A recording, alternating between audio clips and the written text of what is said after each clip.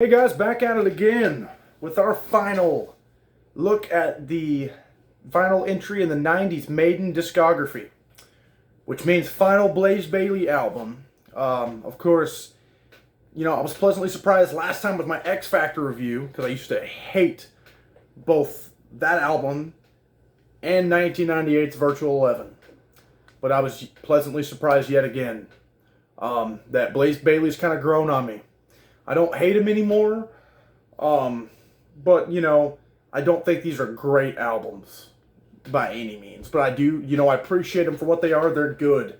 And this one, it has quite a bit of a different tone. But yeah, so what that means is next time we're looking at 2000's Brave New World, which Bruce will be back. And then, right now we have just a few days left until the new Maiden album releases. So I'm just, oh man, I'm getting hyped for that. But, right, what we're talking about here today is Virtual 11, which has got a pretty wild looking album cover. You got like some dude with a VR headset playing soccer, and Eddie with Up in Hell and water. It's a really crazy looking album cover, but it's pretty cool. You got some cool colors going on there. But one of the weirder Maiden album covers, kind of crazier looking ones. But you only have 8 tracks on this thing, as opposed to, I don't remember how many exactly were on X Factor, but a plus to this thing is that it does not really get boring. There are other problems that we'll tackle in a minute with some of these tracks, but the album is not boring. It keeps a really good pace going, doesn't really sit there and drag, and it's got some pretty lengthy tracks too, which I dig, but some of them do it wrong.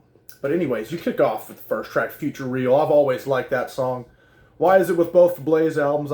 I've liked both of the opening tracks, always. But yeah, Future Real is one of the faster tracks on here, quick. Really a classic style for a Maiden opener. So that fast pace kind of going. I love the riff they got going. I do think the production's quite a bit better on this album. It shines on that track.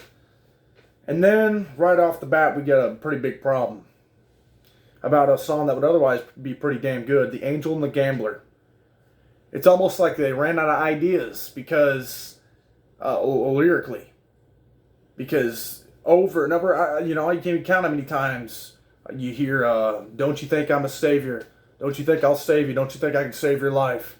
Just keeps going, and just when you're like, okay, maybe he's going to stop. Nope, he just keeps on rolling. So, it's pretty strange how that works out, but I don't know, maybe they were having some writer's block on that particular track. And, the problem is, too, is that it's a pretty good track other than that.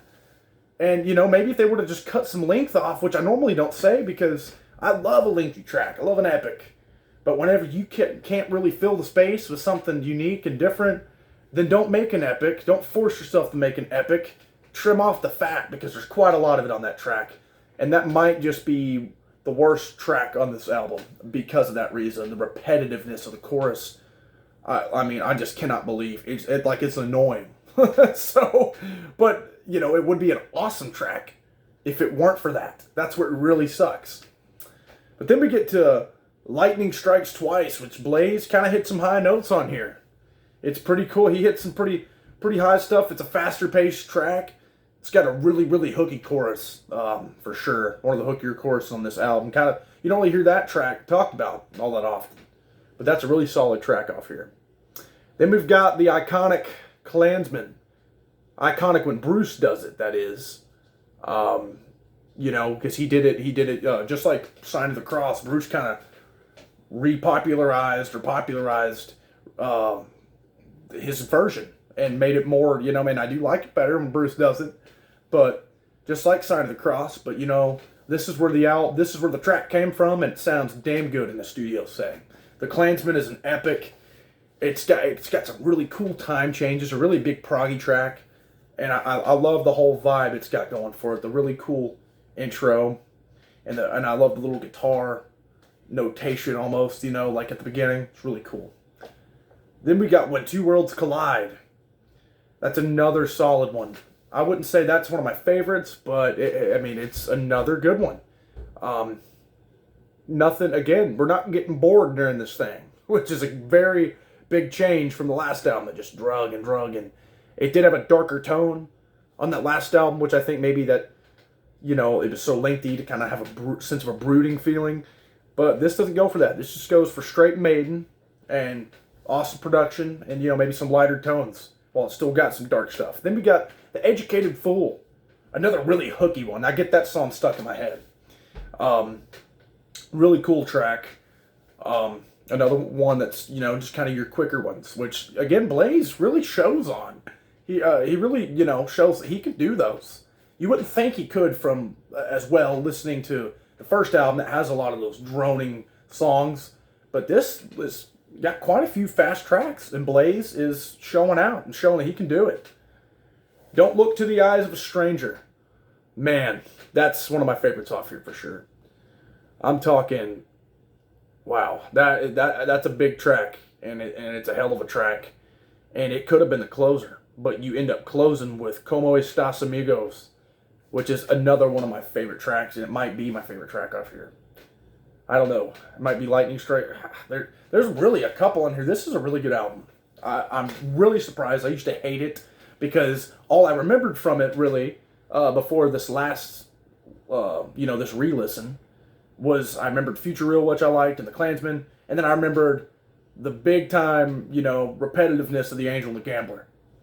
Now overall as a whole, a lot of those tracks, they are more repetitive in the choruses. So if they maybe would have toned down on that a little bit throughout the album, it would have been okay, but nothing does it quite as excessive as The Angel and the Gambler. So that track is, I mean, I'd give it a listen, but you'll see exactly what I'm talking about. It's really a joke among Maiden fans how long and how annoying that one can be.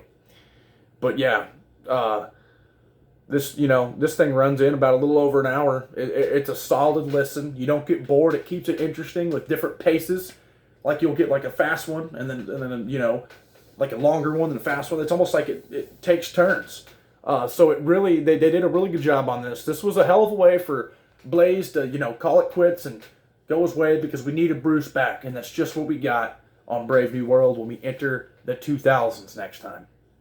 So I'm hyped for that, and to get back into, because some of those 2000s and up albums are just incredible, like totally shine in the discography. But I'll go ahead and do a little plug here for my one of my Facebook pages I run. I co-run with my uncle. And we've kind of been doing that a while, and I've even been posting these reviews on there for a while now. But it's called Back to the 80s and 90s. And I'll put a link, of course, in the description. And if you like and follow us on there, we have theme days every single day of the week that we post tracks based on whatever theme. Like, for example, like today is Millennium Monday, so we'll post tracks from bands. Like, for example, if I was going to post you know, an Ozzy track, I'd post one from one of his 2000s and up albums. So like later material, 2000s and up material from older bands. So that's a really fun one. We've got like, right now we're doing a chronological countdown on Sundays, which we're going through the years, starting in 1980 and going to end it on 99. Of course, these reviews, whenever I do post them, they're kind of random, you know, just whenever I do them. And I just post them regardless of what theme day it is. But yeah, there's all kinds of really fun stuff we got going. Soundtrack Saturday, where we post tracks from soundtracks. Super fun stuff. And it's very interactive. You know, people can comment what they want, and we even, you know, like to see other people post their tracks and see what they like and all that. So it's a really cool page, and I highly suggest any of you watch and go check it out and support us there. But yeah, and you can support me here by liking, subscribing, and commenting. And I want to hear what folks think about this thing. Just like what I want to hear what they think about the Blayze Bayley era in total. But anyways, next time, 2000, Bruce is back in that year. We'll be tackling Brave New World. Thanks, guys.